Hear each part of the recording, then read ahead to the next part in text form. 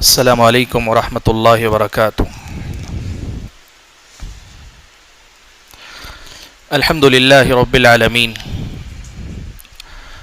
والصلاة والسلام علی اشرف الانبیاء والمرسلین وعلی آلہ واصحابہ اجمعین ومن تبعہم بإحسان الی یوم الدین۔ یا ایہا الذین آمنوا اتقوا اللہ حق تقاتہ ولا تموتن الا وانتم مسلمون۔ یا ایہا الناس اتقوا ربکم الذی خلقکم من نفس واحدہ وخلق منها زوجها وبث منهما رجالا كثيرا ونساء واتقوا الله الذي تساءلون به والأرحام إن الله كان عليكم رقيبا۔ يا أيها الذين آمنوا اتقوا الله وقولوا قولا سديدا يصلح لكم أعمالكم ويغفر لكم ذنوبكم ومن يطع الله ورسوله فقد فاز فوزا عظيما۔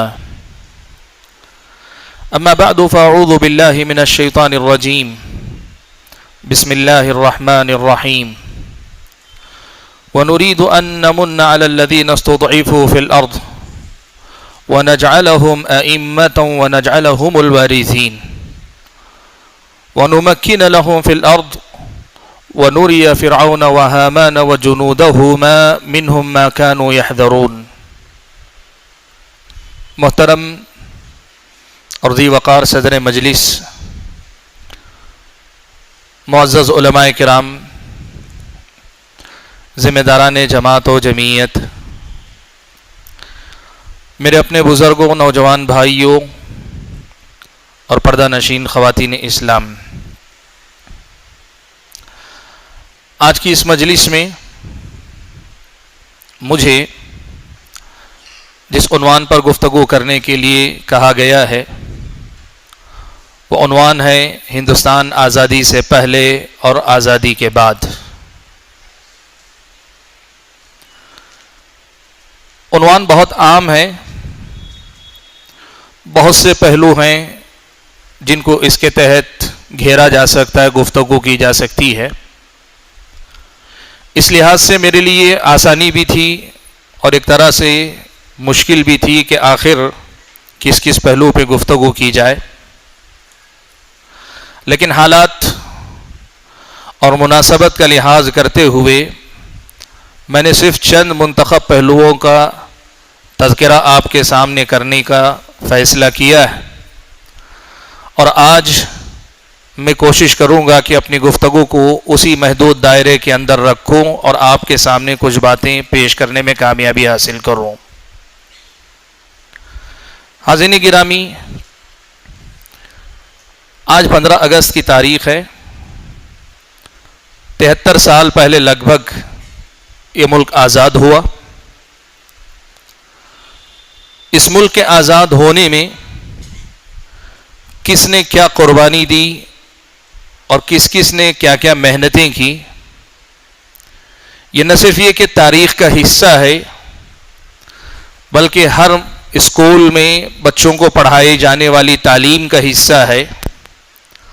سال میں ایک مرتبہ اسٹیجوں سے، ممبروں محراب سے ان قصوں کو، ان قربانیوں کو لوگوں کے سامنے دہرایا جاتا ہے، بیان کیا جاتا ہے۔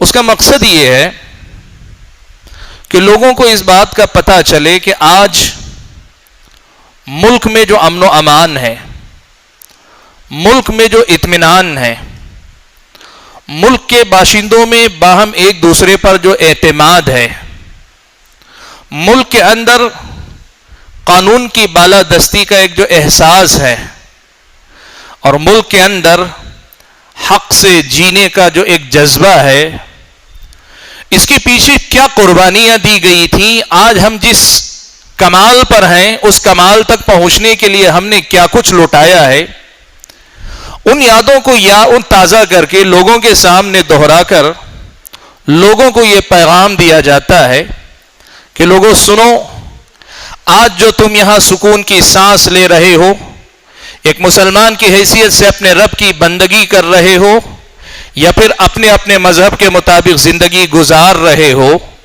تو تمہارے اس سکون اور اطمینان کے پیچھے اس ملک کی خاطر قربانی دینے والے ہزاروں نہیں لاکھوں انسانوں کی وہ قربانیاں تمہیں ہمیشہ یاد رکھنی چاہیے، تاکہ تم دوبارہ ایسی کوئی غلطی نہ کرو، پھر ایسی کوئی غلطی نہ کرو کہ ملک پھر اسی اطمینان کے ماحول سے نکل کر بے اطمینانی کی طرف چلا جائے۔ ملک کے اندر جو اعتماد کی فضا ہے وہ ختم ہو کر لوگ ایک دوسرے سے ڈر کر جینے لگیں۔ ملک کے اندر جو سکون ہے یہ سکون لوگوں کی زندگی سے رخصت ہو جائے۔ ملک کی طرف اپنے آپ کو منسوب کر کے فخر محسوس کرنے والے لوگ کہیں ملک سے شکایت کرنے والے نہ بن جائیں۔ یہ جو ہمارے اور آپ کو نعمتیں حاصل ہیں، یہ نعمتیں ہمارے پاس باقی رہیں کہ نعمتوں کی حفاظت، نعمتوں کو صحیح استعمال کر کے کی جاتی ہے، اور نعمتوں کی جب ناقدری کی جاتی ہے تو نعمتیں چھین لی جاتی ہیں۔ یہی پیغام اس ملک کے ہر باشندے کو بلا تفریق مذہب، بلا تفریق ملت دینا مقصود ہوتا ہے۔ اسی لیے یہ ساری مناسبتیں آتی ہیں تو لوگوں کو یاد دلایا جاتا ہے کہ بڑی قربانیوں کے بعد یہ سکون بھرا ملک، یہ اطمینان سے جینے کا ماحول ہم اور آپ کو ملا۔ اور یہ بھی بتایا جاتا ہے کہ ہاں، یہاں کچھ شرپسند عناصر تھے، ہر دور میں تھے اور ہر دور میں رہیں گے۔ وہ لوگ جب کبھی اس ملک کے امن و امان کے ساتھ کھلواڑ کریں، جب کبھی وہ تمہارے اپنے حقوق کے ساتھ کھلواڑ کرنے کی کوشش کریں، سماج کے کسی ایک طبقے کو نشانہ بنانے کی کوشش کریں، تو یہ سمجھ لینا کہ ان کی یہ کارروائی صرف ایک طبقے تک نہیں رہے گی، یہ طبقہ متاثر ہوگا تو پورا سماج رفتہ رفتہ متاثر ہوگا۔ ابتدا ایک طبقے سے ہوگی، محرومی کی ابتدا ایک طبقے سے ہوگی، لیکن محرومی کا یہ اثر رفتہ رفتہ کسی نہ کسی انداز میں پورے سماج کو اپنے گھیرے میں لے لے گا۔ یہی وہ پیغام ہے جو اس قسم کے اسٹیجوں سے ہمیشہ اس ملک کے باشندوں کو دیا جاتا ہے، یہاں کی عوام کو دیا جاتا ہے، یہاں کے مسلمان کو دیا جاتا ہے، یہاں کے غیر مسلم کو دیا جاتا ہے۔ بھائیو، آج اسی حوالے سے مجھے ایک مرتبہ پھر آپ حضرات کے سامنے گفتگو کرنے کے لیے کہا گیا، لیکن آج میرے اپنے سامنے گفتگو کرنے کے لیے یہ ساری باتیں نہیں ہیں۔ ہمیشہ یہ ہوتا ہے کہ جب کبھی 15 اگست کی بات آتی ہے تو ہم اپنے آبا و اجداد کی قربانیوں کی یاد تازہ کرتے ہیں، ان کے حق میں دعائیں کرتے ہیں، ان کے حق میں تعریفی کلمات کہتے ہیں، اور ان میں سے جس نے دنیاوی اعتبار سے ہم پہ احسان کیا ہے ان کے احسان مند ہونے کا ہم اظہار کرتے ہیں۔ لیکن بھائیو، آج ملک جس رخ کی طرف بڑھتا جا رہا ہے، 70 سال تک کی روش ایک تھی، اور 70 سال لگ بھگ گزرنے کے بعد ملک جس رخ پر جا رہا ہے وہ آج ہمیں اس کی اجازت نہیں دیتا ہے کہ ہم صرف ماضی کے ان واقعات کو دنوں ذہنوں میں صرف تازہ کریں۔ آج وقت یہ نہیں ہے کہ ہم اور آپ صرف اور صرف یہ بات کریں کہ ہمارے آبا و اجداد نے کیا کیا۔ آج وقت اس کا تقاضا کرتا ہے کہ آج ان آبا و اجداد کی محنتوں پہ پانی پھیرنے والی کیا حرکتیں آج اس ملک کے باشندے کر رہے ہیں، اس ملک کی عوام میں سے بعض لوگ کر رہے ہیں، یا اس ملک کی عوام میں سے بعض جو ذمہ دار بنے وہ لوگ کر رہے ہیں۔ آج اس کا محاسبہ کرنے کا وقت ہے۔ آج یہ وقت ہے کہ ہم لوگ وقت رہتے ہوئے محسوس کریں ان خطرات کو، اندازہ لگائیں ان مسائل کا جو مسائل ہمارے اور آپ کے سامنے منہ کھولے کھڑے ہیں، تاکہ یہ مسائل ہمیں اپنا شکار نہ بنا لیں۔ وقت رہتے ہوئے پیش بندی کر لی جائے، وقت رہتے ہوئے سمجھداری کا مظاہرہ کیا جائے، اور وقت رہتے ہوئے ہم اور آپ کچھ ایسے خواب دیکھیں جس خواب کی تعبیر یوں نظر آئے کہ ہمارا کل آج سے بہتر ہو، پوری ہندوستانی آبادی کے لیے، تمام مذاہب کے لوگوں کے لیے آج سے بہتر کل ہو، آج سے بہتر کل کا ہندوستان ہو۔ ایسے خواب دیکھنے کا یہ موقع، اور اگر ایسے خواب دیکھنے کی راہ میں اور اس کی تعبیر تلاش کرنے کی راہ میں کسی کی سوچ، کسی کا نظریہ، کسی کی اپنی حرکتیں اور کسی کی اپنی کارروائیاں، اور حد تو یہ کہ ہم کھلے لفظوں میں یہاں تک کہیں کہ وقتی طور پر کوئی قانون کا غلط استعمال بھی کر کے اگر اس ملک کے مستقبل کو طے کرنے میں روڑے اٹکاتا ہے تو پھر ان کا محاسبہ اطمینان کے ساتھ، سکون کے ساتھ، اخلاقی بنیادوں پر، اطمینان کے ساتھ، سکون کے ساتھ، اخلاقی بنیادوں پر سماجی ذمہ داری کے اصولوں پر ملک کے حکمران ہونے کی حیثیت سے ان کے اپنی ذمہ داری کو یاد دلا کر اور اس ملک میں جینے والے عام شہری کے اپنے فرض کے طور پر اس فرض کو یاد دلا کر ہم اور آپ اس کا محاسبہ کر سکیں۔ میرے بھائیوں، مجھے جو عنوان دیا گیا، جیسا کہ میں نے آپ کے سامنے بتایا کہ ہندوستان آزادی سے پہلے اور آزادی کے بعد۔ آزادی سے پہلے کیا تھا؟ اس ملک کے اندر آخری جو حصہ اگر دیکھیں گے، اس ملک کی تاریخ اگر آپ دیکھیں گے، جو مدون تاریخ، محفوظ تاریخ ہے، اس ملک کی تاریخ تقریباً 6000 سال کی تاریخ اپنے پاس محفوظ رکھتی ہے۔ اس سے پہلے کی تاریخ اس ملک کے پاس محفوظ نہیں، اور وہ تاریخ ہم اور آپ کو یہ بتاتی ہے کہ یہاں بسنے والی قوم دراوڑ کہلاتی تھی۔ بعض محققین کے مطابق یہ دراوڑ خود بھی باہر سے آ کر بسے ہوئے ہیں، لیکن بعض محققین کے مطابق وہ یہاں کے اصلی باشندے ہیں، یہیں پر وہ بسائے گئے ہیں۔ یعنی معلوم تاریخ کے مطابق یہاں کے سب سے پہلے باشندے وہ دراوڑین نسل کے باشندے تھے۔ ایک وقت آیا اور محققین بتلاتے ہیں، تقریباً بتانے والے 4000 سال بتاتے ہیں اور بتانے والے 2500 سال بتاتے ہیں، اتنے سال پہلے باہر سے ایک قوم آئی، آرین قوم کہلاتی، آریہ قوم آئی۔ یہ قوم جب باہر سے آئی تو یہ قوم اپنے ساتھ اپنا ایک مذہب بھی لے کر آئی، جس کی اصل کوئی ہو سکتا ہے آسمانی دین ہو یا غیر آسمانی دین ہو، لیکن اس ملک کے اندر آنے کے بعد آریائی نسل کے ان لوگوں نے کیا کیا؟ اپنے دین کو مہذب کیا، اپنی آسمانی کتابوں کے نام پر ویدوں کو سب سے پہلے مدون کیا، رگ وید، سام وید، یجر وید، اور 101 صدی کے بعد تقریباً اتھروید، 4 ویدوں کو انہوں نے مدون کیا اور اس کو ہندو دھرم کا نام دیا۔ مجھے تاریخ کی یہ بات آج دہرانی پڑ رہی ہے کہ آریہ اس ملک کے نہیں تھے، آریہ اس ملک کے نہیں تھے، اور آج آپ کو یہ بھی میں بتا دوں کہ وہ بھی جانتے ہیں کہ جب وہ حقداری جگانے کی بات کرتے ہیں تو ان کا حق یہاں نہیں بنتا، اس لیے آج تاریخ بھی مسخ کرنے کی کوشش کی جا رہی اور یہ ثابت کیا جا رہا ہے یونیورسٹیوں میں تھیسس کے ذریعے کہ آریہ یہاں کے اصل باشندے تھے۔ نہیں ہوگا، یہاں کے لوگ اپنی تاریخ مسخ کر سکتے ہیں، لیکن انسانی تاریخ لکھنے والوں نے یہ بات محفوظ رکھی ہے، آریہ باہر سے آئے تھے اور آ کر یہاں بسے تھے، جسے ہندو دھرم کہا جاتا ہے۔ سچائی یہ ہے کہ اس زمین سے بھی اس مذہب کا کوئی تعلق نہیں تھا، وہ کسی ملک سے آ کر بسنے والوں کے ساتھ لائی ہوئی تعلیمات کا مجموعہ تھا جسے اکٹھا کیا۔ اور یہ ہم نہیں کہہ رہے ہیں، ڈاکٹر رادھا کرشنن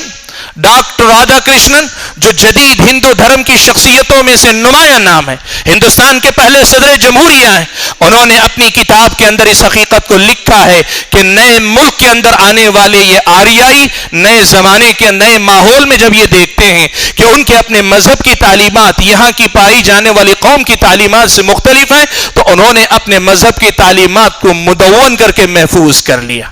یہ ہے آریہ، اور اسی آریائی قوم کے وہ سارے واقعات ہیں۔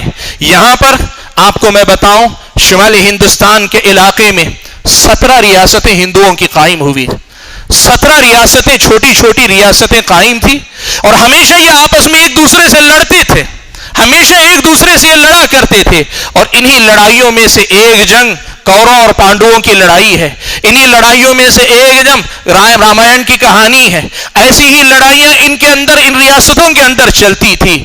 بھارت جسے کہا جاتا ہے، یہ بھرت کے حکومت کرنے کی جگہ ایک تھی جہاں پر رام کے باپ نے اپنی حکومت قائم کی تھی، اور رام ونواس پہ جب گیا تھا 14 سال تک بھرت نے حکومت جب کی تھی۔ بھائی اس ملک کی یہ تاریخ ہے، اور اس تاریخ کے بعد یہاں پر یہی ہوا ہے، کبھی پورے ہندوستان پر ایک راجا کی حکومت کبھی نہ رہی، یہاں ہمیشہ سے یہی ہوتا رہا ہے، کبھی کسی علاقے پہ کسی نے حکومت کی، کبھی کسی علاقے پر کسی نے حکومت کی، یہی معاملہ چلتا رہا۔ اور اسی دوران تاریخ اسلام کا وہ دور بھی شروع ہوتا ہے جب فاتحین اسلام کا پیغام لے کر دنیا کے چپے چپے میں پھیلتے ہیں، دنیا کے ہر ملک کے دروازے کو کھٹکھٹاتے ہیں، وہاں کی انسانیت تک ان کے رب کا پیغام پہنچانے کے لیے آتے ہیں۔ ہر ملک کی طرح اس ملک کے دروازے پر بھی مسلمان فاتحین نے دستک دی، بہت سارے آئے واپس چلے بھی گئے، بہت سارے آئے یہیں بس کر انہوں نے حکومتیں کی۔ اور اس ملک کی یہ سچائی ہے کہ یہاں پر تسلسل کے ساتھ بغیر تسلسل کے اگر ہم دیکھنا چاہیں 1150 سال لگ بھگ ایسا دور گزرا ہے جب یہاں ملک کے کسی نہ کسی چپے پہ مسلمانوں کی حکومت رہی ہے. اور اگر تسلسل کے ساتھ بات کی جائے 850 سال مسلمانوں نے تسلسل کے ساتھ اس ملک کے اوپر حکومت کی ہے. اور اس ملک کے اندر مسلمانوں کی حکومت کا جو تسلسل ٹوٹا اور ختم ہوا وہ 1857 میں جب بہادر شاہ ظفر کی حکومت کا خاتمہ انگریزوں نے کیا, تب یہاں جا کر ختم ہوا. یہ ہمارا ماضی ہے, ہمارے اس ملک سے رشتہ یہاں ہم نے نہیں, ہمارے آبا و اجداد نے نہیں. یہاں یوں کہیے کہ مسلمانوں نے پورے لگ بھگ یوں کہیے کہ 800 سال نے 1000 سال, میں نے کہا 1150 سال تقریباً الگ الگ خطوں کا حساب کریں تو یہاں رہ کر اسلام پہ عمل کیا ہے, اسلام کو پھیلایا ہے. اور پھر وہ دور آیا جب انگریزوں نے اس ملک پہ قبضہ کیا. ماضی کی تاریخ کوئی یاد نہیں کرتا, ہم 15 اگست میں صرف انگریزوں کی بات کرتے ہیں. آج میں صرف اسی تناظر میں کچھ باتیں آپ کے سامنے یہ بھی ذکر کر دوں کہ اس ملک کے اندر انگریزوں کے آنے کے بعد اس ملک کی خاطر قربانی دینے والے کون تھے. ہم بنیادی بات یہ مانتے ہیں کہ اس ملک کی آزادی میں اس ملک کے ہر باشندے, ہر قوم کے طبقے, یعنی ہر مذہب کے ماننے والوں نے اپنی اپنی بساط پر حصہ لیا ہے. لیکن ہم مسلمانوں کی حصے داری کی اگر بات کریں, مسلمانوں نے 3 الگ الگ مرحلوں میں اس ملک کے لیے قربانی دی. پہلا مرحلہ وہ تھا جب انگریز اس ملک میں آیا اور اس ملک پہ قبضہ کرنا چاہ رہا تھا, اس ملک کو غلام بنانا چاہ رہا تھا. اس وقت مسلمانوں میں سے زیادہ تر ایسے علاقے تھے جہاں مسلمانوں کی حکومت تھی, کچھ علاقے ایسے تھے جہاں رجواڑے تھے تو کچھ غیر مسلموں کی بھی حکومت تھی. یہ تاریخ اگر آپ پڑھ کر دیکھیں گے, وہ دور جب انگریز یہاں قبضہ کرنا چاہتا تھا, اس وقت اگر مسلمانوں کی اگر آپ بات کریں گے تو آپ یہ بات دیکھیں گے کہ سب سے زیادہ بے جگری کے ساتھ انگریز کے خلاف لڑنے والے اگر کوئی تھے تو وہ مسلمان تھے. مسلمانوں کے ساتھ یہاں کے راجوں رجواڑوں نے کبھی ساتھ دیا, کبھی انگریزوں کے ساتھ وفاداریاں نبھائی. یہ اس ملک کی تاریخ ہے, یہ سچائی ہے. یہ پہلا مرحلہ ہے جس مرحلے میں آپ یہ بات یاد رکھیں کہ انگریزوں نے پہلا حاکم جسے مغلوب کیا وہ بھی مسلمان تھا, اور آخری حاکم جس کو مغلوب کرنے کے بعد انگریز نے کہا تھا آج سے ہمارا ملک, یہ ملک ہمارا ہے, وہ بھی ایک مسلمان تھا. سب سے پہلا حکمران جس کو شکست دینے کے بعد انگریزوں نے سب سے پہلے اس ملک کے اندر اپنا ایک تسلط, اپنی ایک حکومت قائم کی تھی, وہ بنگال کے علاقے میں 1757 کے اندر نواب سراج الدولہ کا خاتمہ کر کے کیا تھا. پورے ہندوستان کے اندر سب سے پہلے بنگال کے اندر ایسٹ انڈیا کمپنی نے اپنی حکومت تشکیل دی تھی, اور یہ سب سے پہلے ایک مسلم حکمران کو شکست دے کر قائم کی تھی. اور سب سے آخری حکمران جسے شکست دے کر انگریز نے کہا تھا کہ آج سے یہ ملک ہمارا ہے, 1799 کے اندر ٹیپو سلطان کو ختم کر کے سلطنت میسور کے موقع پہ انگریز نے کہا تھا. اور اگر آپ اس سے آگے جا کر باقاعدہ مکمل تسلط کی بھی بات کریں تو 1857 کے اندر بہادر شاہ ظفر کی حکومت کا خاتمہ کر کے انگریزوں نے اس ملک پر اپنا قبضہ مکمل کیا تھا. ملک ہم سے چھینا گیا تھا. ہم یہ نہیں کہتے کہ ملک صرف مسلمانوں کا تھا, لیکن ہم دعوے سے کہتے ہیں انگریز نے یہ ملک ہم سے چھینا تھا. انگریز نے ہماری حکومتوں کے ساتھ جنگیں کی تھی اور ہمارے ساتھ دوسروں نے بھی حصے داری جگائی تھی. ہم کبھی یہاں صرف احسان مند بن کر نہیں رہے, یہاں ہم نے لوگوں کے دین کے تحفظ کے لیے, لوگوں کے ایمان کے تحفظ کے لیے, لوگوں کے اپنی جان و مال کے تحفظ کے لیے وہ حکومتیں قائم کی کہ جن حکومتوں نے اس ملک کے اندر اس ملک کے اندر لوگوں کو عزت نفس کو باقی رکھ کر جینے کا ایک حوصلہ دیا تھا. حاضرین گرامی, مسلمانوں کی اگر یہ تاریخ آپ دیکھنا چاہیں تو ایک تو یہ دور ہے, پہلا دور جسے ہم اور آپ, میں نے کہا 3 مرحلوں میں قربانی دی, ایک تو یہ دور تھا. دوسرا دور 1857 سے شروع ہو کر 20ویں صدی یعنی 1900 کے بعد تک کا دور ہے. یہ ظلم و ستم کا دور تھا, یہ مارے کاٹے جانے کا دور تھا. یہ انگریز حکومت کے خلاف ایک لفظ بولنا بغاوت کے درجے میں تھا. اس دور کے اندر بھی قربانی دینے والوں کی اکثریت مسلمانوں کی رہی. اس دور کے اندر بھی قربانی دینے والوں کی اکثریت مسلمانوں کی رہی ہے. آپ تاریخ پڑھ کر دیکھیں اور تیسرا دور ہے 19ویں صدی کے بعد. 19ویں صدی ختم ہو کر 20ویں صدی جب شروع ہوتی ہے, اس وقت سے لے کر بعد میں یہ مسلمان جنہیں مارا گیا, پیٹا گیا, کاٹا گیا, صورتحال یہ ہوئی کہ 20ویں صدی کی ابتدا آتے آتے وہ پیچھے کر دیے گئے. اس مرحلے میں آ کر غیر مسلم قیادت زیادہ ابھر کر سامنے آتی. لیکن یہاں بھی مسلمان پیچھے نہیں رہے, یہاں بھی مسلمانوں نے قربانیاں دی. اور کتنی قربانیاں دی, کتنی قربانیاں دی. صرف جماعت اہل حدیث کے بارے میں, صرف جماعت اہل حدیث کے بارے میں ایک ہندوستان کے مؤرخ نے اس بات کی گواہی دی ہے. وہ کہتا ہے کہ میں اس بات پہ تعجب ہوتا ہے کہ بر صغیر میں صرف ایک ہی جماعت ایسی تھی جس نے کبھی انگریز کے ساتھ سمجھوتا نہیں کیا, اور 5 لاکھ انسانوں کی قربانی آزادی کے نام پر اس نے دی. ڈاکٹر تارا چند نے یہ گواہی اہل حدیثوں کے بارے میں دی.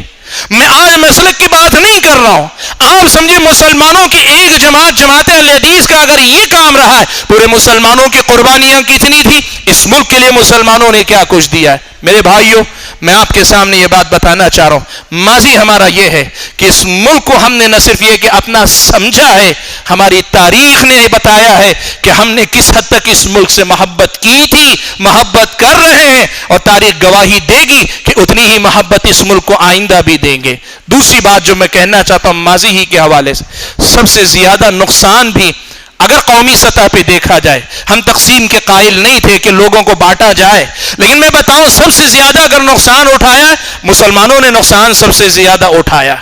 آپ کو پتا ہے اس ملک کے آزاد ہونے کے فوری بعد, یا یوں کہیے کہ حالات اس سے پہلے ہی بدلتے چلے گئے, صورتحال یہ ہوئی کہ زبان اردو زبان رائج تھی, اردو زبان رائج تھی, اور اردو زبان کی مہارت آدمی کو ہر شعبے میں ترقی کرنے کی ضمانت سمجھی جاتی تھی. زبان بدل دی گئی, حکومت کی سرکاری زبان بدل دی گئی, اور نہ صرف سرکاری زبان, مختلف محکمہ جات میں زبان بدلی گئی, تو وہ قوم جو ہر جگہ ترقی یافتہ تھی اچانک پچھڑی قوموں میں اس کا شمار ہونے لگا. ملک کو آزاد کروانے میں ہم نے حصہ لیا, لیکن زبان کے بدلنے کے بعد ایسی بھی صورتحال ہوئی کہ ہم پچھڑے لوگوں میں شامل کیے جانے لگے. ملک کے آزاد ہونے کے بعد ہمیں کیا کچھ کرنا, آپ کو اندازہ ہے وہ لوگ جو مسلمانوں کی قربانیوں کو نہیں جانتے, ہم ان کو دعوت دیتے ہیں کہ وہ ڈبلو ہنٹر کی کتاب اور انڈین مسلمز پڑھیں, ہمارے ہندوستانی مسلمان کے نام سے پڑھیں. برطانوی حکومت نے خصوصی طور پر جائزہ لینے کے لیے کہ یہ مسلمان ہی کیوں انگریزوں سے سب سے زیادہ بھیڑتے ہیں, کیوں یہی سب سے زیادہ انگریزوں کی مخالفت کرتے ہیں, اور ان کو رام کرنے یا ان کو سنبھالنے یا کم از کم ان کو میدان سے ہٹانے کے لیے سفارشیں کیا ہو سکتی ہیں, اس مقصد سے برطانوی حکومت نے ڈبلو ہنٹر کو مکلف کیا تھا. اس نے اپنی رپورٹ پیش کی تھی, وہ پڑھ کر دیکھیں. بھائیوں, میں آپ کے سامنے یہ بات کہنا چاہ رہا ہوں کہ اس ملک کے لیے سب سے زیادہ قربانیاں دینے والے, ہم اب آج یہ کہیں گے کہ سب تھے, ہم تفریق کے قائل نہیں, لیکن جب لوگ حساب کتاب کی بات کرتے ہیں, اس ملک کے لیے سب سے زیادہ قربانیاں دی. لیکن اس کے ساتھ یہ بھی ایک سچائی ہے کہ اس ملک سے بعد میں جب آزادی ملی, آزادی کے بعد لوگوں نے خوب کمایا, اس ملک سے اپنی قسمت چمکانے کی کافی کوشش کی, لیکن کوئی ہمیں بتا دے 1947 کے بعد سے لے کر آج تک اس مسلم قوم کی ترقی کے لیے ایسے کون سے واقعی اقدامات کیے گئے ہیں جو اس قوم کو واقعی معنوں میں سربلند کر سکے. ہمیں تو اپنی محنت بھی نہ ملی, حق تو بعد کی بات تھی, ہم کچھ نہ کرتے, اس ملک کے باشندے ہونے کی حیثیت سے ہمارا حق بنتا تھا. حق تو دور کی بات ہے, جو قربانی ہم نے دی ہے اس کا محنتانہ سمجھ کر بھی ہمیں کچھ نہیں دیا گیا. آپ کو میں بتاؤں, کمیشن پہ کمیشن بیٹھے, کمیشن پہ کمیشن بیٹھے, رپورٹوں پہ رپورٹیں آئیں, سفارشوں پہ سفارشیں آئیں, حکومتیں ان کمیشنوں کی رپورٹیں ہمیں دکھاتی رہی, لیکن ہمارے حق میں ایسا کوئی غیر معمولی فیصلہ نہ کیا جو آج ہمیں یہ احساس دلا سکے کہ لوگوں نے ہمیں اپنا سمجھا تھا, یا کم از کم موجودہ بھی اپنے آپ کو ہمیں اپنا سمجھتے ہوں. بھائیوں, آج آپ یقین کریں, اس ملک کے ساتھ ہم نے بے لوث محبت کی, بے غرض محبت کی. اس ملک کو ہم نے دیا زیادہ ہے, اس ملک سے لیا کم ہے. لیکن آزادی کے بعد ہم کہاں ہیں؟ میں نے کہا میں 70 سال کی بات نہیں کرنے جاتا کہ 70 سال کی بات میں نے ابھی تک کر لی. میں اب بات کرنے جا رہا ہوں کہ اب ملک ایک دوسرے رخ پر جا رہا ہے. ہم اس حقیقت کو تسلیم کریں, اس حقیقت کو تسلیم کریں کہ ملک اب دوسرے رخ کی طرف بڑھنا چاہ رہا ہے. ہم یہ نہیں کہہ رہے کہ ملک بدل گیا ہے. اگر آپ یہ سمجھتے ہیں ملک بدل گیا ہے, آپ وقت سے پہلے شکست تسلیم کر رہے ہیں, آپ ذہنی طور پہ شکست مان رہے ہیں. اور یاد رکھو, وہ شکست جو میدان جنگ سے پہلے ذہن میں ہو جائے, وہ معرکہ کبھی لڑا نہیں جاتا ہے. آپ اپنے آپ کو تیار رکھیں ذہنی طور پر, آپ اپنے آپ کو تیار رکھیں ذہنی طور پر. کوئی ہمیں اس ملک کے اندر دوبارہ غلام نہیں بنا سکتا. جتنی قربانی ہم نے دی ہے, اس کے بعد ہمیں آزادی کی قدر و قیمت معلوم ہے. اس ملک کے اندر میں مسلم کی صرف بات نہیں کر رہا, کسی بھی طبقے کو, دلت طبقے کو, مسلم کو, یا کسی بھی دوسرے طبقے کو اس ملک کے اندر کوئی غلام بنانا چاہتا ہے, دوسرے درجے کا شہری بنانا چاہتا ہے, اس سے اس کے حقوق سلب کرنا چاہتا ہے, سب سے پہلی چیز یہ ذہنی طور پہ شکست تسلیم نہ کرو. یہ نہ کہو کہ حالات بدل گئے, نہیں بدلے. یہ کہو کہ حالات بدلنے کی کوشش کی جا رہی ہے, ہم اس کا مقابلہ کرنے کی تیاری کریں, اس کا مقابلہ کرنے کے لیے دل و دماغ کو اپنا کھلا رکھنے کی کوشش کریں. بھائیو, آج کی جو حالت ہے وہ یہ ہے کہ وہ لوگ اس وقت زمام اقتدار رکھتے ہیں, وہ لوگ اس وقت صاحب اختیار ہیں, وہ لوگ اس وقت صاحب اقتدار ہیں جن کا جنگ آزادی میں کبھی کوئی حصہ نہیں رہا ہے. ہم پوری ذمہ داری کے ساتھ کہہ رہے ہیں کہ جن کے بزرگوں نے انگریزوں سے وفاداریاں نبھائیں, انگریزوں سے تنخواہیں لی ہیں, انگریزوں کے پاس جا کر جنگ آزادی کے مجاہدین کی مخبری کی ہے, آج وہ لوگ زمام اختیار اپنے ہاتھ میں رکھتے ہیں. اور چونکہ خود اپنے پاس کچھ نہیں ہے, اس لیے سامنے والوں کی قربانیوں کی بھی قدر و قیمت ان کے دل میں نہیں ہے. چونکہ انہوں نے کچھ گنوایا نہیں ہے, انہوں نے کچھ قربان نہیں کیا ہے, اس لیے انہیں اس قربانی کی قدر و قیمت کا اندازہ نہیں ہے. اسی لیے آج آپ دیکھیں گے آزادی کے نام پر جب کبھی بات ہوتی ہے, رسماً صرف اس کا نام کوئی لے لے تو لے لے, ورنہ آزادی کے ان ہیروؤں کا کوئی نام نہیں لیتا. اور اگر نام بھی لیتا ہے, اس تفریق کے ساتھ لیتا ہے کہ کون ہمارے مخصوص نظریے سے قریب تھا, کون ہمارے نظریے کا مؤید تھا, کون ہمارے اپنے نظریے کی تائید کے لیے کام کر رہا تھا, ایسے کچھ لوگوں کا نام لیا جاتا. آپ کو پتا ہے, میں صاف لفظوں میں کہوں, ہم برسی ارسی کے قائل نہیں, نہ کسی مسلم کی نہ کسی غیر مسلم کی, لیکن حکومت کے پروٹوکول کی اگر بات کریں گے, مولانا آزاد کا یوم پیدائش آتا ہے, مولانا آزاد کا یوم پیدائش آتا ہے. آزاد کون تھا؟ کانگریس جس کی قیادت میں اس ملک کو آزادی دلائی گئی, اس کانگریس کے انتہائی حساس دور میں دو میقات میں اس کانگریس کی صدارت سنبھال کر اس کشتی کا جو ناخدا بن کر آگے بڑھا تھا, اس آزاد کا یوم پیدائش آتا ہے. بمشکل 2 MP پہنچتے اسے خراج عقیدت پیش کرنے کے لیے. اگر قیمت ہوتی, آزادی کی خاطر قربانی دینے والوں کی قدر و قیمت ہوتی, آزاد کے ساتھ یہ معاملہ نہ کیا جاتا. صرف آزاد کیوں, اس ملک کے بابا قوم کہے جانے والے گاندھی, آپ جانتے ہیں مہاتما گاندھی کے حوالے سے اس ملک کے اندر کیا ہو رہا ہے. وہ جن کو جو ہے آزادی کا نشان تصور کیا جاتا ہے, بابا قوم کا درجہ دیا گیا, ان کو کھلے عام ان کے قتل کا, ان کے اساسینیشن کا ڈرامہ پھر سے نچایا جاتا ہے. اور آج تک اقتدار پہ آ گئے, لیکن گاندھی کے قاتل کو دہشت گرد کہنے کے لیے تیار نہیں.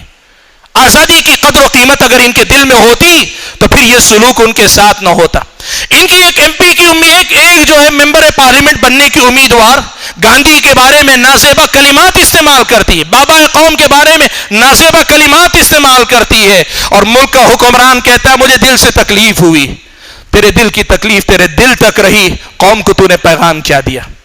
اس کو ہٹا دیتا, پتا چلتا, ملک کو پتا چلتا کہ بابا قوم کی حیثیت تیری نظر میں کیا ہے. بھائیو, ہم سیاسی گفتگو کو سیاسی رخ پہ لے جانا نہیں چاہتے, اس لیے کہ ہم کسی سیاسی پارٹی کی مخالفت کی بات نہیں, ہم ملک کی بات کر رہے ہیں, پورے ملک کے تناظر میں کہہ رہے ہیں. ہم یہ بتانا چاہتے ہیں کہ اس وقت ملک کی یہ بدقسمتی ہے کہ وہ لوگ زمام اقتدار اپنے ہاتھ میں رکھتے ہیں جن کا آزادی میں کوئی حصہ نہیں, اور جب آزادی میں کوئی حصہ نہیں تو آزادی کے لیے دی گئی قربانیوں کی قدر و قیمت بھی ان کے دل میں نہیں.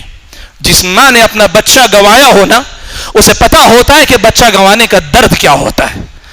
جن بچوں نے اپنے باپ قربان کیے, ان کو پتا ہوتا ہے کہ باپ قربان کرنے کا مطلب کیا ہوتا ہے. اور رہے وہ جو اس زمانے میں بھی مزے لوٹتے رہے, آج بھی حکومتوں کے عہدوں پہ بیٹھ کے مزے لوٹتے ہیں. انہیں کیا پتا ملک کیا ہوتا ہے, ملک سے محبت کیا ہوتی ہے, ملک کی خاطر مر مٹنا کیا ہوتا ہے, اور ملک کی عوام کی بہبودی کے لیے جینا کیا ہوتا ہے. انہیں اس کا کیا پتا ہے؟ کیسے ہو سکتا ہے؟ انہوں نے 1954 تک ان کی اپنی تنظیم کے ہیڈ کوارٹر پہ ہندوستان کا جھنڈا نہیں لہرایا. کبھی ملک سے وفاداری کی بات کرتے ہیں. 1954 تک ہندوستان کا جھنڈا ان کے اپنے مرکز پہ نہیں لہرایا گیا. آج وہ ہمیں سبق سکھائیں گے کہ اس ملک سے وفاداری کیسے کی جائے گی. بھائیو, سب سے پہلی بات جو میں بتانا چاہ رہا ہوں, حالات بدل رہے ہیں تو ان کے بدلنے کے پیچھے وجہ کیا ہے؟ اس لیے کہ آج ہم اور آپ سمجھتے ہیں کہ آزادی کے لیے قربانی دے کر ہم نے جو کارنامے دیے ہیں, سامنے والے اس کی وجہ سے ہماری قدر کریں گے. میں آپ کو بتا دوں, نہیں کریں گے یہ لوگ. کیوں نہیں کریں گے؟ اس لیے نہیں کریں گے کہ ان کا خود حصہ کبھی رہا نہیں نا. جب حصہ نہیں ہے تو پھر کیا وہ آگے بڑھ کر آپ کا ساتھ دیں گے؟ میرے بھائیوں, اس ملک کے اندر رہتے ہوئے ہمیں کچھ باتوں پر نظر رکھنے کی ضرورت ہے. میں آپ کے سامنے 2-3 باتیں بڑی تفصیل کے ساتھ رکھنا چاہتا ہوں, لیکن پھر بھی کوشش کروں گا کہ وہ بھی مختصر ہی رہے تاکہ کچھ اور ضروری باتیں آئندہ میں آپ کے سامنے رکھ سکوں. بھائیوں, سب سے پہلی بات آپ کے سامنے رکھو, اس وقت یہ لوگ جس رخ پہ ملک کو لے جا رہے ہیں اس میں سب سے پہلی چیز ہے ملک کے تئیں وفاداری کو مشکوک قرار دینا. مسلمان اس ملک کا وفادار نہیں ہو سکتا. کھلے الفاظ میں کہنے والے کہتے ہیں, ڈھکے چھپے انداز میں کہنے والے کہتے ہیں, قانون بنانے والے ایسے قوانین بناتے ہیں کہ رفتہ رفتہ یہ ہو جائے کہ یہ مسلمان اس ملک کے وفادار نہیں, اس لیے دوسرے نمبر کے شہری بنا دیے جائیں. آپ سمجھدار ہیں.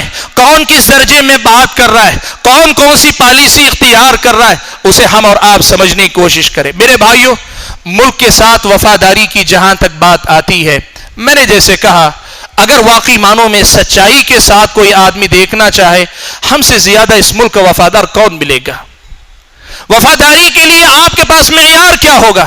سبحان اللہ, آج یہ صورتحال ہے ساری دنیا کے اندر. ملک کی وفاداری, کسی بھی ملک کے ساتھ وفاداری کے جو معیار ہیں وہ معیار بین الاقوامی سطح پہ مسلم ہیں. ان اصولوں پہ اگر پرکھ کر دیکھو, اس ملک کا مسلمان اس ملک کا جتنا وفادار ہے اتنا زیادہ یہاں کا دوسرا باشندہ شاید وفادار ہوگا. لیکن مسئلہ یہ ہے, آپ سمجھیں اس بات کو, کہ وفاداری کے نئے پیمانے طے ہو رہے ہیں, وفاداری کے نئے معیار طے کیے جا رہے ہیں, وفاداری کے نئے ضابطے طے کیے جا رہے ہیں. یاد رکھو میرے بھائیوں, یہاں ہمیں اور آپ کو سمجھداری کا مظاہرہ کرنا ہے. یہ غلط ہوگا کہ جب کبھی وہ نیا پیمانہ پیش کریں ہم دوڑے جا کر ان کے پیمانے پہ پورے اتر کر وفاداری اپنی ثابت کریں. جب کبھی وہ کوئی نیا اصول بنائے ہم اپنے آپ کو اس اصول پہ پورا اتار کر جو ہے اپنے آپ کو جو ہے وفادار ثابت کریں. یہ نہیں ہوگا. ہم وفادار تھے, ہم ہیں, ہم رہیں گے. اور جو ہماری وفاداری پہ شک کرے, ہمیں سب سے پہلے یہ شک ہے کہ وہ اس ملک کی امن و سلامتی کا دشمن ہے. یہ تاریخ میں لکھا جانا چاہیے کہ جو اس ملک کے مسلمان کی وفاداری پہ شک کرے وہ اس ملک کا خیرخواہ نہیں ہو سکتا, اس لیے کہ وہ اس ملک کے عوام کو بانٹنا چاہتا ہے, اور عوام جب بٹے گی نفرت جنم لے گی, آپس میں ٹکرائیں گے, ملک کا نقصان ہوگا. میرے بھائیوں, یہ بات میں آپ کے سامنے کہنا چاہ رہا ہوں, ملک کے ساتھ وفاداری ہم نے ماضی میں ثبوت دیا, حال میں بھی ہم وفادار ہیں, مستقبل میں بھی دنیا دیکھے گی کہ کون کتنا وفادار ہے. لیکن میں جو بات بتانا چاہ رہا ہوں, وفاداری کے نئے پیمانے سامنے آئے, نادان بن کر دوڑ کر اپنے آپ کو ایسا نہ ظاہر کرو کہ وہ لوگ سمجھے ہم خامخواہ چاپلوسی کر رہے ہیں. ایک عجیب منظر میں آپ کے سامنے بتاؤں. وفاداری کے لیے معیار یہ طے کیا گیا کہ 15 اگست اور یوم جمہوریہ خوب اہتمام سے منانا چاہیے. دیکھیے ایک بات یاد رکھیے, ملک کے جتنے باقاعدہ رسمی ادارے ہیں, باقاعدہ قانونی جو ادارے ہیں, وہ پابند ہیں کہ وہ باقاعدہ رسمی کارروائی کریں, جھنڈا بھی لہرائیں, قومی گیت بھی گائیں, سب کچھ کریں. لیکن جہاں تک عوام الناس کے بات ہے, یہ ان کے لیے وفاداری کا پیمانہ کبھی نہیں رہا.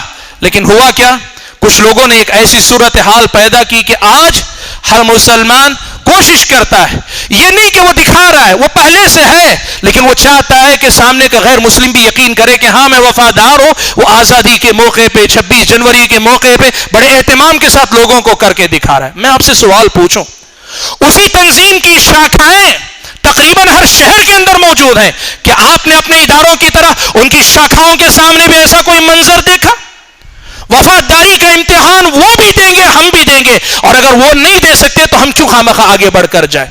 میرے بھائیوں، ہم حقدار ہیں، حق سے جی رہے ہیں. کوئی ہمیں وفاداری کے پیمانے دے کر نہ آزمائے. ہم نے ماضی میں جو خون دیا ہے، اس ملک کو خون دیا ہے. جہاں تمہارا پسینہ نہیں بہا وہاں ہمارا خون بہا. اتنا خون ہم نے بہا دیا ہے کہ تمہارا آج کا پسینہ اس خون کی برابر ہی نہیں کر سکتا. آج وفاداری کے پیمانے طے کرتے ہو. میری اس بات کو سمجھیں آپ.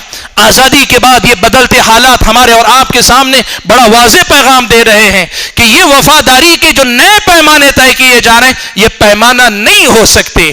اور یہاں یہ بات بھی میں بتانا چاہوں گا کہ اس ملک کے اندر رہتے ہوئے اگر کوئی ایسا مسئلہ جو ملک کا مسئلہ ہے اور ساتھ میں مذہب اور ہمارے اپنے دین سے ٹکراتا ہے، جیسے قومی ترانے کے بعض بول کا مسئلہ ہے، ہم نے یہ بات بڑے اچھے انداز میں رکھی، علماء نے رکھی، مسلم تنظیموں نے رکھی کہ قومی ترانے کی جب بات آتی ہے، قومی ترانے پر اعتراض نہیں، قومی ترانے کے ایک بول پر اصل میں مسئلہ یہ ہے، ملک ہمیں اپنے مذہب کے مطابق جینے کی اجازت دیتا ہے، لیکن یہ بول ہمارے اپنے مذہب سے ٹکراتے ہیں.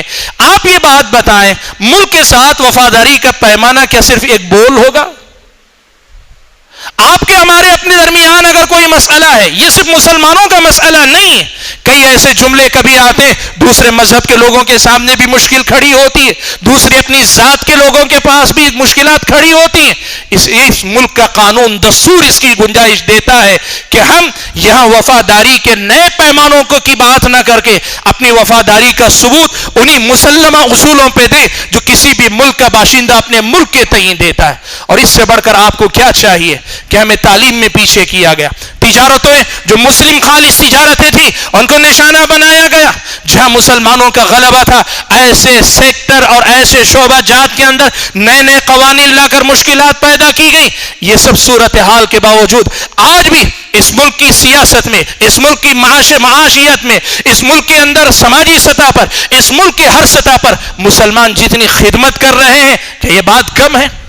ڈاکٹر اے پی جے عبد الکلام نے جس قدر اونچا کیا ہے اس ملک کا سر، پوری قوم کو ان کا احسان مند ہونا چاہیے. یہ غلط ہوگا کہ ڈاکٹر اے پی جے عبد الکلام کے نام پہ تو جھک جاؤ، ان کی قوم کے ساتھ سوتیلا سلوک کرو. اس ملک کے مسلمان نے وفادار ہونے کا ثبوت دیا ہے، اپنی سطح پہ دیا ہے اور دنیا کے اصولوں پہ چل کر دیا ہے. ہمیں مزید کسی نئے اصول کے ذریعے آزمانے کی ضرورت نہیں ہے. اور دوسری بات میں یہ بھی کہنا چاہوں گا کہ بھائیوں، اس ملک کے اندر اس وقت جو بات ہو رہی ہے، ایک دوسری بات یہ ہے کہ اس وقت ایک مخصوص ذہنیت دراصل کام کر رہی ہے. بعض مبصرین کا کہنا، یہ مسلم مبصرین کی بات نہیں کر رہا، یہ غیر مسلموں کی بات کر رہا ہوں، غیر مسلم ماہرین کی بات کر رہا ہوں، غیر مسلم میڈیا کے انصاف پسند لوگوں کی بات کر رہا ہوں. ان لوگوں کا یہ ماننا ہے، یہ کہنا ہے کہ یہ دراصل مسلمانوں سے انتقام لینے کی ایک سوچ ہے. یہ سوچ دنیا کو دی جا رہی ہے، ہندوستانی غیر مسلم کو دی جا رہی ہے کہ مسلمانوں نے یہاں حکومت کر کے تمہارے آبا و اجداد کو غلام بنا لیا تھا. وہ بابر و اکبر کی بات ہو، وہ غوری کی بات ہو، وہ ایرے غیرے تیسرے چوتھے کسی بھی حکمران کی بات ہو، ان مسلم حکمرانوں نے تمہیں غلام بنا لیا تھا. اب تمہارے پاس موقع ہے کہ تم ان مسلمانوں کو اپنا غلام بنانے کی تیاری کر لو. لوگ کہتے ہیں کہ اس وقت جس رخ پہ سیاست جا رہی ہے یا ہمارے ملک کو لے جانے کی کوشش کی جا رہی ہے وہ یہی ہے کہ یہاں پر کہا جا رہا ہے کہ مسلمانوں نے آ کر یہاں کے باشندوں کو غلام بنایا اور یہاں غلام بنانے کے بعد یہاں کے لوگوں کو حقوق سے محروم کیا گیا. بھائیوں، یہ تاریخ کا بڑا جھوٹ ہے، لیکن اس کو تاریخی طور پہ سچ ثابت کرنے کے لیے میں آپ کو بتاؤں، یونیورسٹیوں میں ریسرچ اسکالرز کے طور پہ کام ہو رہا ہے، عوامی سطح پہ مبلغین کو پھیلا کر کام کیا جا رہا ہے، اور ملکی سطح پر قانون بنا کر ان تمام کی پشت پناہی کی جا رہی ہے. یہ احساس جگایا جا رہا ہے کہ یہاں پر مسلمانوں نے تمہیں مغلوب کیا تھا، اب تم مسلمانوں کو مغلوب کر کے اپنے دل کی تسکین کا سامان کر لو. بھائیوں، ہم یہ بات دنیا والوں کو بتانا چاہتے ہیں، اگر یہی سوچ رہی نا، مان لو تھوڑی دیر کے لیے کہ مسلمانوں کے معاملے میں تم کامیاب ہو گئے، تو کیا اس ملک کے اندر امن و شانتی قائم ہو جائے گی؟ پھر وہ دور بھی آئے گا کہ اس ملک کا دراوڑ اٹھے گا اور اٹھ کر کہے گا کہ اس ملک سے آریہ کو نکال باہر کرو کہ آریہ باہر سے آئے تھے، اس ملک سے ہندو دھرم کو نکال باہر کرو کہ یہ دھرم اصل میں یہاں کا نہیں تھا۔ آپ ملک کو کس رخ پہ لے جانا چاہ رہے ہیں؟ آپ کیا سمجھتے ہیں ایک آگ آپ نے لگائی تو مسلمانوں تک رک جائے گی؟ مان لو فرض کرو کامیاب ہو گئے مسلمانوں کے خلاف، تو کیا یہ معاملہ صرف مسلمانوں تک رک جائے گا؟ یہ نہیں رکے گا، یہ آگ آگے بڑھے گی، اور پھر وہ بھی ہوگا کہ اسی ملک کا ہندو، اسی ملک کا غیر مسلم جو پہلے مسلمانوں کے خلاف لڑے گا، بعد میں جا کر ذات پات کے نام پہ آپس میں لڑے گا، پھر وہی بات ہوگی۔ اور بات اگر کہوں تو سچی ہے، لیکن لوگوں کو لگنی ہے وہ یہ کہ پھر سے ایک مرتبہ برہمن واد کا وہی تماشا دیکھا جائے گا کہ برہمن اس پورے ملک کی آبادی کو اپنا غلام بنانے کی کوشش کرے گا۔ بھائیوں میں آپ کو بتاؤں اس کے پیچھے ایک سچائی ہے واقعی معنوں میں۔ اس ملک کے اندر برہمن کی ایک تاریخ رہی ہے، اس ملک کے اندر برہمن کی ایک تاریخ رہی ہے، اور وہ تاریخ یہ ہے کہ اس نے یہاں کے باشندوں پہ ہمیشہ حکومت کی ہے۔ تاریخ وقت اجازت نہیں دیتا کہ پوری تاریخ کا جائزہ لو، لیکن میں ایک صرف اشارہ کرتا ہوں۔ آج برہمن کی شناخت یہ ہے کہ وہ گوشت نہیں کھاتا، جانوروں کو ذبح نہیں کرتا، لیکن آپ کو میں بتاؤں بدھ مت کے آنے سے پہلے، جین مت کے آنے سے پہلے یہاں جو ہندو مت کے ماننے والے تھے وہ لوگ بھی جانوروں کی ہتیا بھی کرتے تھے، چڑھاوے چڑھاتے تھے، اور یہ کہا جاتا تھا کہ کچھ گوشت آگ میں جلا کر آسمان کے خدا کو دیا جائے گا اور باقی گوشت زمین کے خدا برہمن کو دیا جائے گا۔ اس ملک کی تاریخ میں لکھی ہیں سب باتیں، لیکن جب یہاں پر یہ صورتحال دیکھی گئی کہ اس ملک کے اندر بدھ مت کا غلبہ ہوا، اہنسا کا تصور آیا، برہمن کو لگا ہماری کرسی ہمارے ہاتھ سے نکل رہی ہے۔ وہ جو پہلے جانوروں کی ہتیا کرتے تھے اب خود بخود اپنے آپ کو گوشت سے دور کر لیا، اپنے آپ کو ویجیٹیرین بنا کر پھر سے ایک مرتبہ قوم کے سر پہ مسلط ہو گئے۔ بھائیو یاد رکھو اس ملک کے اندر ہو یہ رہا ہے کہ جو کچھ مسائل پیش آ رہے ہیں اس میں ہو رہا ہے کہ اوپر ایک دماغ بیٹھا ہے اور سماج کے نادان غیر مسلموں کو سماج کے مسلمانوں سے ٹکرانے کی کوشش کی جا رہی ہے۔ اس کو ہمیں سمجھنا چاہیے، ہمیں سمجھنا چاہیے۔ آج مسلمان یہ جو سمجھتا ہے کہ سارے کے سارے ہندو ہمارے دشمن ہیں، سارے کے سارے یہ غیر مسلم ہمارے دشمن ہیں، ملک ایسا نہیں، یہ ملک ایسا نہیں۔ اس ملک کی سیاست بڑی گہری ہے، اس کے ماضی کو پڑھو تو اس کے ماضی میں آپ کو اس کے مستقبل کی کہیں نہ کوئی مستقبل کا اندازہ لگانے میں آپ کو مدد ملے گی۔ اس کے ماضی میں اس کے مستقبل کی شاید کوئی تصویر آپ دیکھنے میں کامیاب ہو جائیں گے۔ اس ملک کے اندر یہی کھیل کھیلا جا رہا ہے۔ اور اگر بات کی جائے اس کی کہ کیا واقعی معنوں میں مسلم حکمرانوں نے یہاں پر غیر مسلموں پر ظلم اور زبردستی کی تھی، تو ہم یہ بات ان لوگوں کو بتانا چاہتے ہیں کہ یاد رکھو کہ یہاں آنے والے غیر مسلموں نے اس ملک، یہاں آنے والے مسلم حکمرانوں نے اس ملک کو دیا زیادہ ہے، لیا بہت کم ہے۔ وہ جو مسلم حکمرانوں کو لٹیرا کہتے ہیں وہ تاریخ کے ساتھ جھوٹ کہتے ہیں۔ منصف غیر مسلم محققین نے لکھا ہے کہ اس ملک کے مسلم حکمرانوں نے اس ملک کو بہت کچھ دیا۔ آج جس لال قلعے کے اسٹیج سے 15 اگست اور 26 جنوری پہ کھڑے ہو کے خطاب کرتے ہو وہ مسلمانوں کا دیا ہوا ہے۔ آج پارلیمنٹ جس زمین پہ بسی ہوئی وہ زمین مسلم حکمرانوں کی دی ہوئی وقف کی ہوئی زمین ہے۔ آج آپ جہاں جہاں بات کرتے ہیں اس ملک کے اندر مسلمانوں نے کیا کیا؟ ملک آزاد ہوا، حیدرآباد کی ریاست قائم تھی یا اس کے بعد ملک کو ضرورت پیش آئی خزانے کی؟ آزادی کے فوری بعد ملک کے اندر خزانہ نہیں تھا۔ اس وقت کئی ہزار کلو سونا اسی ریاست حیدرآباد کے نواب نے اس ہندوستانی حکومت کو مفت میں دیا تھا کہ ملک کا فائدہ ہو سکے۔ تاریخ بڑی سنہری ہے۔ جو یہ کہتے ہیں کہ یہاں کے غیر مسلموں کے ساتھ ظلم کیا گیا غلط کہتے ہیں، بلکہ تاریخ تو ہمیں یہ بتاتی ہے جن مغلوں کے نام پہ سب سے زیادہ یہ چڑھتے ہیں انہی مغلوں میں سے ایک بادشاہ اکبر، اس نے تو یہ اقدام کیا تھا کہ دین الہی کے نام پہ نئے دین کی بنیاد رکھنے تیار ہو گیا تھا، جس میں اسلام کی تعلیمات اور ہندو مت کی تعلیمات دونوں کو ملا کر، راجپوتانہ رسموں کو ملا کر، اور اس وقت ایک ایسے دین کی بنیاد رکھنی چاہیے جس دین کو دین الہی کا اس نے نام دینا چاہا، اور جسے اگر ہم اس کی حقیقت کے اعتبار سے کہیں تو ہندوستانی دین کا نام کہا جا سکتا ہے۔ اس حد تک گئے تھے یہ مغل حکمران جن کو آج ملک دشمن لوگ ثابت کرنے پہ تلے ہوئے۔ میرے بھائیوں، اس ملک کے ساتھ ایسا نہیں ہوا کہ ان لوگوں نے یہاں سے لوٹا ہو، یہاں ملک کو انہوں نے دیا ہے، اور ملک کو دینے کے ساتھ ساتھ وہ یہاں سے گئے۔ اور اگر مان لو کہ وہ تھے، انہوں نے کچھ غلط کیا، یہاں آج جن کے ساتھ تمہارا معاملہ ہے، اس کی کیا ضمانت ہے کہ یہاں کا مسلمان ان کی نسل سے، ان کی نسل سے نہیں، یہاں کے سارے مسلمان ان کی نسل سے نہیں ہیں، ان حکمرانوں کی نسل سے یہ مسلمان نہیں ہے۔ اگر دیکھ سکو، سمجھ سکو، تمہارا خون اس ملک کے مسلمان کا خون ایک ہے، تمہارا نسب ان کے اس ملک کے مسلمانوں کا نسب ایک ہے، اور تمہارے ساتھ اس ملک کی پوری تاریخ اگر دیکھو گے، اور بالخصوص جنوبی ہند کی ریاستوں کا معاملہ تو اکثر مختلف ہے۔ یہ تو نہ تو جو ہے مسلم حملہ آوروں کی نسل تھی، مسلم حکمرانوں کی بھی نسل نہیں تھی، اور حد تو یہ ہے کہ تم آریہ کی بھی نسل نہیں تھی۔ ہم تو اس ملک کے اصل باشندے، ہم جنوبی ہند کے مسلمان اور غیر مسلم، یہ سب یہاں کے اصل باشندے ہیں۔ مذہب کا نام لے کر یہ تفریق کرنا چاہتے ہو، لوگوں کو تم کیا کہنا چاہتے ہو؟ بھائیو، بات بس اتنی سی ہے کہ انگریز جب مسلم حکمرانوں نے حملہ کر کے یہاں حکومتیں قائم کی تھی، اس وقت اگر کسی کی حکومتیں گئی تھی، اونچی ذات کے بعض غیر مسلموں کی حکومتیں گئی تھی، وہ اپنے انتقام کو پوری ہندی قوم کا انتقام بنا کر اپنے مسئلے کو سب کا مسئلہ بنانا چاہتے ہیں۔ یاد رکھو میرے بھائیوں، یہ ملک کی سلامتی کے لیے نقصان دہ ہے۔ میں بات کو لمبا نہیں کرنا چاہتا، لیکن بتانا چاہ رہا ہوں کہ کون سی ذہنیت کام کر رہی ہے، اس کو سمجھیے اور اسی کے تناظر میں اپنے اقدامات کرنے کی کوشش کیجیے۔ بھائیوں، میں آپ کے سامنے دو چار باتیں اور میرے اپنے بچے کچھ وقت کے اندر رکھ دینا چاہتا ہوں۔ اس وقت ملک کے اندر مسلمانوں کو بہت سارے کام کرنے کی ضرورت ہے۔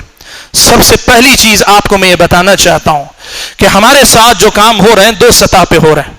ایک تو عوامی سطح پر کبھی کوئی بیان دے دیتا ہے، کبھی کوئی پیارے نبی صلی اللہ علیہ وسلم کی شان میں گستاخی کر دیتا ہے، کبھی موب لنچنگ کے نام پہ کسی مسلمان کو پکڑ کے مار دیا جاتا ہے، کبھی کوئی جو ہے کہیں اعتراض کرتا ہے، ٹی وی ڈیبیٹ کے اندر تنزیہ جملے کے، یہ عوامی سطح پہ ایک کام ہو رہا ہے۔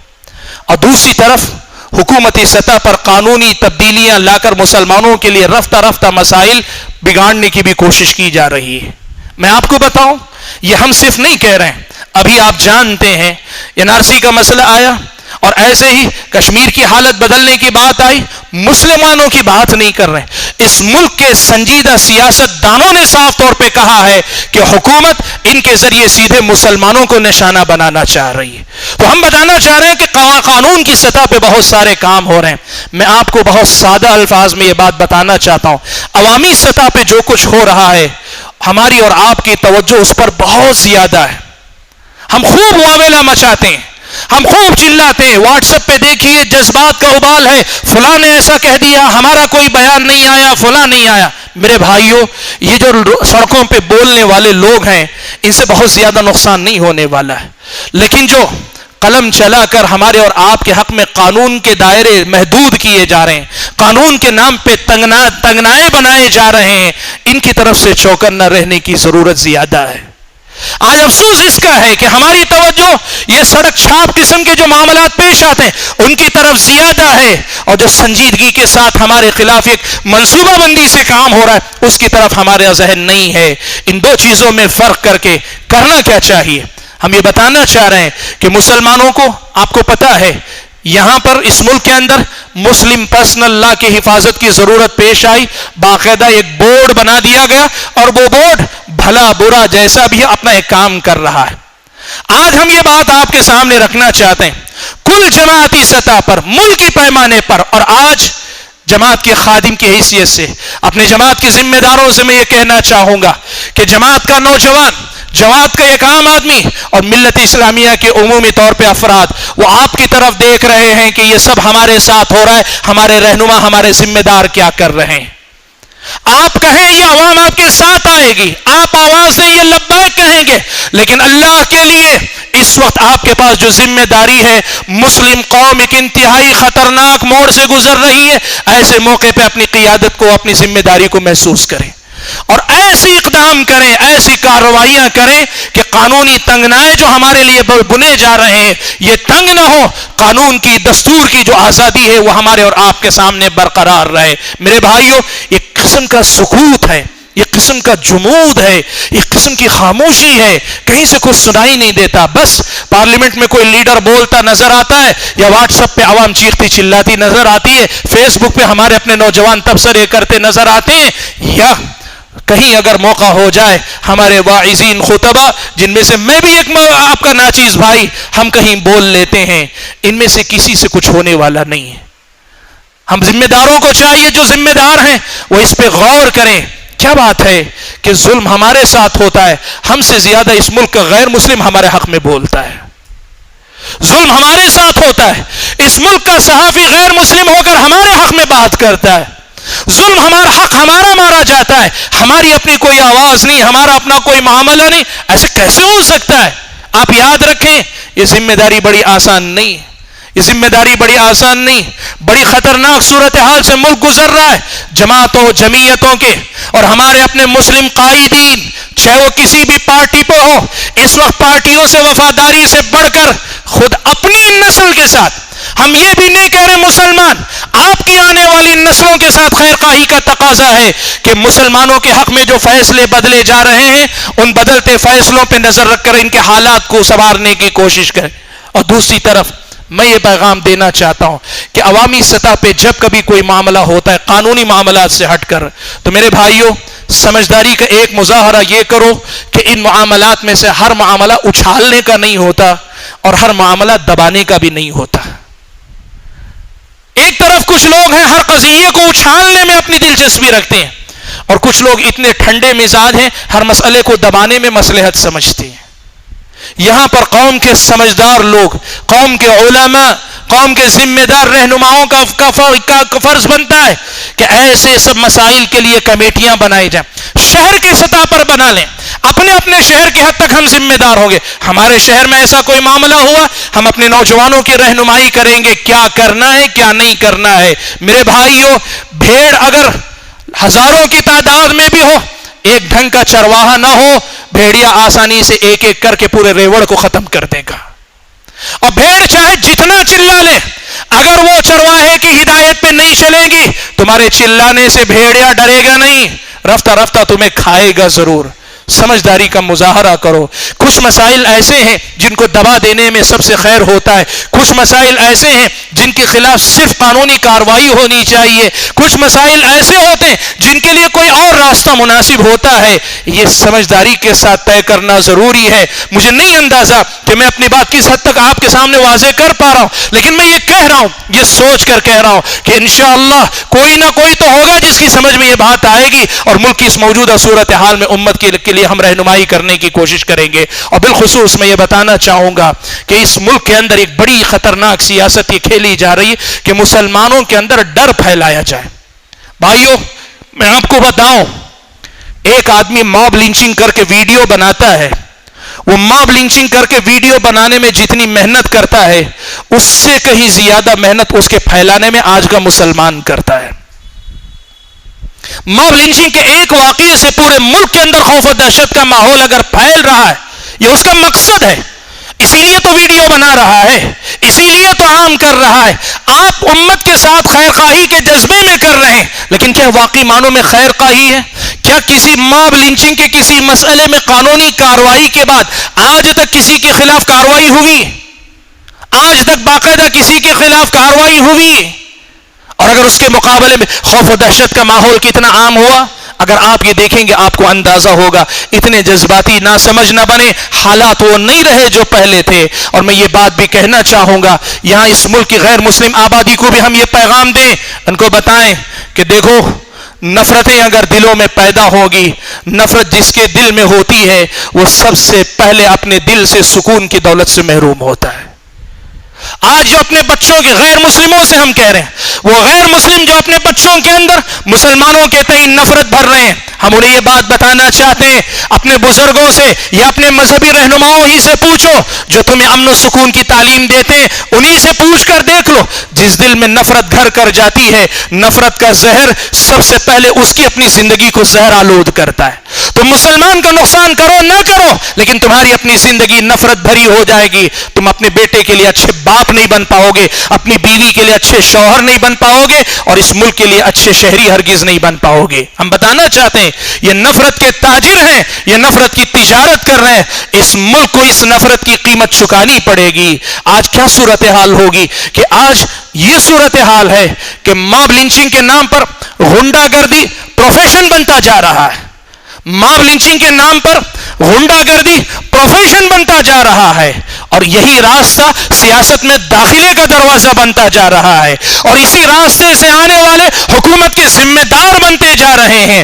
جب ملک کے عہدوں پر ان پڑھ جاہل غنڈہ قسم کے لوگ اگر بیٹھیں گے، ملک نہ تعلیم میں ترقی کرے گا، نہ تہذیب میں ترقی کرے گا، نہ اخلاق میں ترقی کرے گا، نہ اصولوں میں ترقی کرے گا، پھر نہ سیاست اصولوں والی، پھر نہ معاملات اخلاق والے، پھر نہ ملک اخلاقی اقدار کا پاسبان ہوگا۔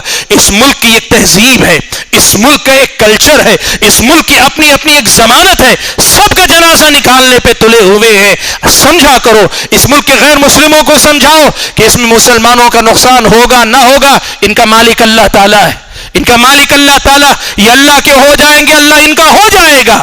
لیکن اگر نفرت ایک مرتبہ تم نے دلوں میں بو دی، یہ نفرت آپ کے بچوں سے اس کی قیمت وصول کرے گی، آپ کے بچے اس کی قیمت ادا کریں گے، اور یہ نفرت ملک کے لیے بڑی نقصان دہ ثابت ہوگی۔ حاضرین گرامی، وقت رہتے ہوئے 10 منٹ میرے پاس وقت رہ گیا ہے، اس میں کچھ اہم باتیں اپنے مسلمان بھائیوں سے میں کہنا چاہتا ہوں۔ میرے بھائیوں، میں یہ بات آپ کو بتاؤں، حالات بگڑ رہے ہیں، سیاسی، سماجی، معاشرتی اعتبار سے حالات بگڑ رہے ہیں، لیکن ایک بات یہ ہے، رب ضارۃ نافعہ، کچھ نقصان دہ باتیں نقصان دہ ہوتی ہیں تو اس کے بہت سارے اچھے مثبت پہلو بھی نکلتے ہیں۔ بھائیو یاد رکھو، حالات سیاسی اعتبار سے جس قدر زیادہ بگڑتے جا رہے ہیں، دعوتی اعتبار سے اتنے ہی زیادہ آپ کے لیے مواقع پیدا ہوتے جا رہے ہیں۔ سوچ بدلو۔ آج مسئلہ یہ تھا کہ ہم نے اس ملک میں رہنے کے لیے، اس ملک میں جینے کے لیے اپنے سیاسی اثر و رسوخ پر اعتماد کیا ہوا تھا، آج وہ امید دم توڑتی نظر آ رہی ہے۔ مستقبل اللہ جانے کیا ہوگا، لیکن میرے بھائیوں، ایسی کوئی صورت پیش آ جائے، ہر حال میں جو کام ہو سکتا ہے وہ دعوت اللہ کا کام ہے۔ آپ کو اس ملک میں کرنا کیا ہے؟ اس ملک کی انسانیت کو، ہم کوئی جس کو کہتے ہیں مذہب پریورتن، مذہب بدلنا، کوئی ہماری قومی لڑائی نہیں، ہماری کوئی قومی لڑائی نہیں، ہم اسی قوم کا ایک حصہ ہیں، یہ ہماری اپنی قوم ہے، ہم اسی ملک کے، ہمارے آبا و اجداد کا خون ایک ہے، سب ایک ہے، ہم کوئی قومی لڑائی نہیں لڑ رہے ہیں، لیکن رب ذوالجلال کا پیغام اس انسانیت تک پہنچانا چاہتے ہیں۔ یہ میری اور آپ کی ذمہ داری بنتی ہے کہ یہاں کے غیر مسلم کو ہم اسلام کی تعلیم پہنچانے کی کوشش کریں۔ بھائیو یاد رکھو، اس سے بہتر ہمارے اور آپ کے مسائل کا کوئی حل نہیں۔ کیا ہوگا؟ ہم اور آپ واقعی معنوں میں اس ملک کے اندر ایک داعی امت بن جائیں، یہ اللہ کو بھولی ہوئی قوم کو اللہ یاد دلائے، اللہ کی پہچان کروانے میں کامیاب ہو جائے۔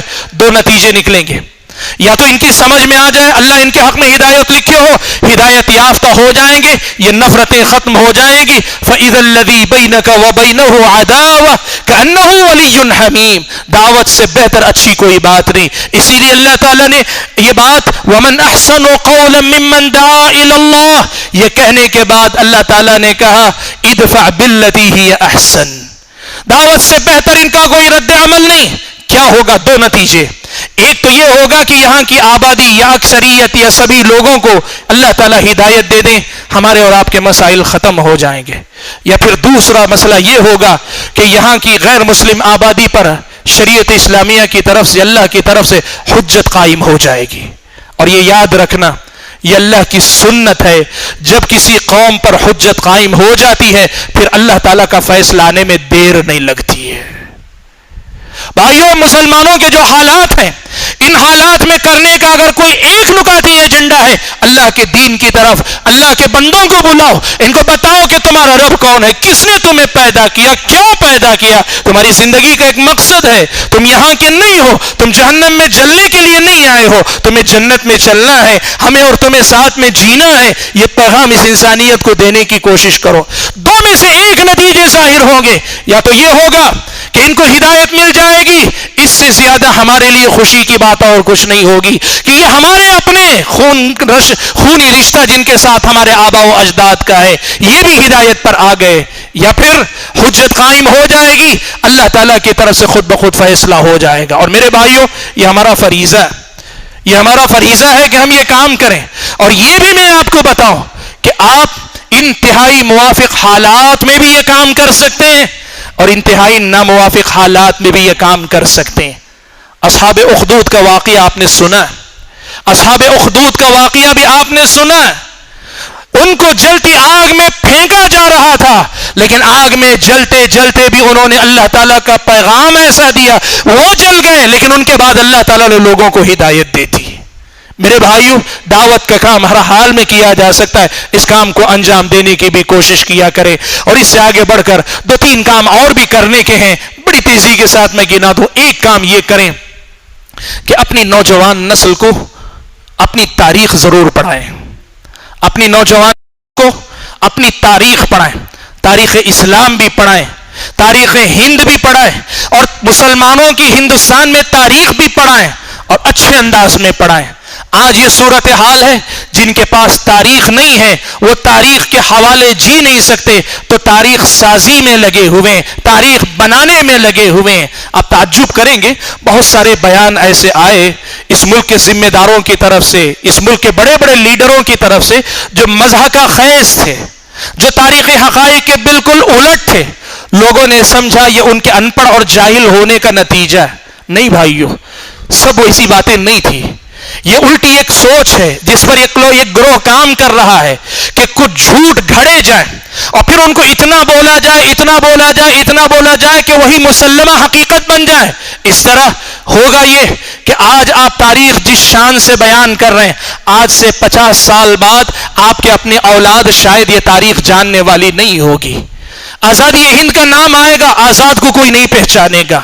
آزادی ہند کا نام آئے گا، مسلمانوں کا کوئی نام نہیں لے گا، اور لوگ صرف ایک ہی تاریخ یاد رکھیں گے، پہلے یہاں ہندو تھا، بیچ میں مسلمان غاصب بن کر آیا اور لوٹ کر چلا گیا، اب پھر سے مسلمانوں کی حکومت ہے۔ یہی تاریخ پڑھائی جا رہی، یہی تاریخ بنائی جا رہی ہے۔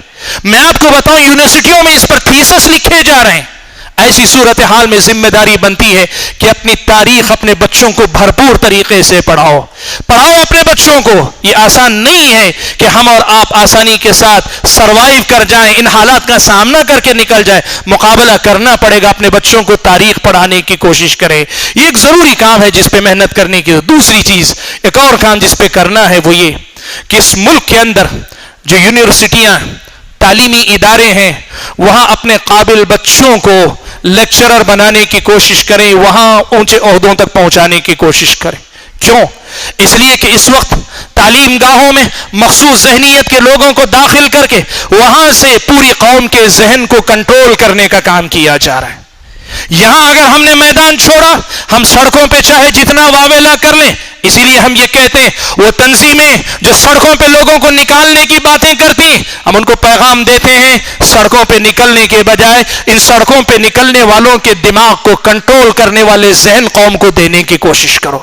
تعلیم پہ محنت کرو کہ اس تعلیم کے ذریعے اس قوم کے ذہن پہ کنٹرول ہوتا ہے۔ اور ہم یہ نہیں کہتے کہ صرف اپنی بات کہو، ہم یہ کہتے ہیں انصاف کی بات کرنے کی کوشش کرو۔ اور جب تعلیم گاہوں میں یہ سب کچھ ہوگا تو یہیں سے پھر بات آگے بڑھے گی۔ حکومت کے ہر شعبے کے اندر مسلمانوں کی برابر نمائندگی ہو، ہر جگہ مسلمانوں کے حقوق کا تحفظ کرنے والے ہوں، اس بات کا خاص طور پہ خیال رکھیں۔ اور میں یہ کہوں، ہم واضح الفاظ میں کہہ رہے ہیں، اس ملک کی غیر مسلم آبادی کے سامنے کہہ رہے ہیں، ہم اس سب پر کام کریں گے، اس لیے نہیں کہ آپ کا حق ہمیں مارنا ہے، ہم اس لیے کریں گے کہ کوئی ہمارا حق مارنا چاہتا، ہم اپنے حقوق کا تحفظ چاہتے ہیں۔ تاریخ میں تم نے دیکھا ہے، ہم نے تمہارے حقوق مارے نہیں، اور ہمیں اسلام اس بات کا حکم دیتا ہے کہ دشمن کے ساتھ بھی انصاف کا معاملہ کرو۔ آپ کو تو ہم نے اس درجے میں رکھا نہیں کہ آپ کے ساتھ نا انصافی کرے، لیکن ہم یہی کہیں گے کہ ہم انصاف کی بات کرنے کے لیے کھلے عام بات کرو، کھلے عام تعلیم کا پرچار کرو، حکومتی محکمہ جات میں اپنی نمائندگی کی کھلے عام بات کرو، کوئی خفیہ منصوبہ بندی کی بات نہیں۔ اور یہ بھی صاف کہو، ہم کسی کی حق تلفی نہیں کریں گے، ہم اپنے حقوق کی مانگ کریں گے، اپنے حقوق کا تحفظ کرنے کے لیے اپنے بچوں کا، اپنے